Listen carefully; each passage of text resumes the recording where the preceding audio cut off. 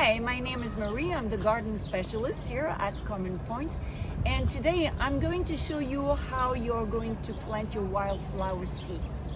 Now first, what do you need? You're going to need, of course, your seeds. Then you're going to need a rake of sorts. You're going to need a watering can. You're going to need a cardboard. Bigger than that, it depends really on the surface that you're going to cover. We'll see why later.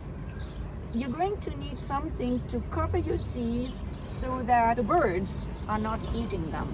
Depending on your surface, you can use a crate. That's a small crate. You can, if you have a bigger crate, that's okay, as long as the birds cannot get in them. Or you can also use this kind of fabric, which is the kind of plastic mesh for the garden. It's very sturdy, that we will actually cover the seed with. And in order to keep this on the ground, we're going to use these staples. You can also use stones if you don't have staples, but these are very cheap. You can buy them anywhere where they sell garden tools. Whatever soil you have is going to be good enough for those seeds. They're not very demanding. What you need to do though is to remove all the weeds that you have there. That's important. So you remove the weeds and everything that's on the soil. So there you go. So here it is. The soil is clean of weeds. And what you do is you make sure that you scratch it a little bit. It doesn't need to be deep at all, but what you need is loose soil. So if you have little clumps like that, you break the clumps with your rake and you make sure that you have a nice flat surface. So you're going to sprinkle them very lightly. You're going to spread them out because you don't want the flowers to be too close to one another. They wouldn't grow well.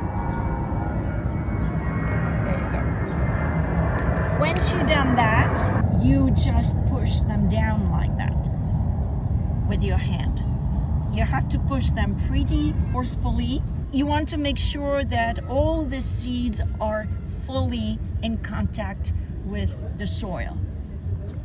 But do not cover them with soil because those seeds need light to germinate. Now you see some of them are loose here. That's not good. So you just push with your finger, just like that. Now, if you have a large surface to cover, we're going to pretend this is a large surface. You put your cardboard on the soil and then you actually use your weight to push down like this. You need to water until your seeds have sprouted and they are about 2 inches tall. You are going to have to water every day. The soil has to be wet at all times. Make sure that the soil never dries out, because the moment the soil dries out, your seeds are going to die. Because the seeds are not covered with soil, the birds are going to want to eat them, of course. You have 2 solutions, actually 3.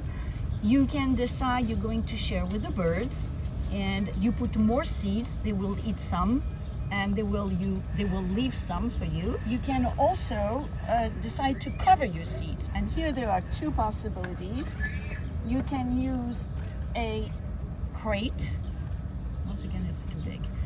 And you put your crate on top of your seeds, and you see the seeds are getting the sun, they are going to get the rain. You can water over your crate, but you see that once your sprouts reach the top of the crate here, that is about 2 inches, or 1.5 inches, you're going to have to remove it so they can grow. If you don't have crates, or if you need to cover a bigger surface, is this kind of mesh. It's very see-through. It lets the sun and the water reach your seeds. So you cover your seeds this way. Then the way you make sure that the mesh stays in place is by using either big stones that you put not on the seeds, of course, but around, Or you can use these staples and then you can hold your fabric with those staples. It doesn't need to be too tight, but something like that will do the trick. Here, of course, you have to make sure to monitor the growth because you don't want the mesh to stop the sprouts to come out. So what you may do is maybe at some point loosen it a little bit more or simply remove it. So I hope that this little demo was useful to you, and I wish you happy seeding. Bye!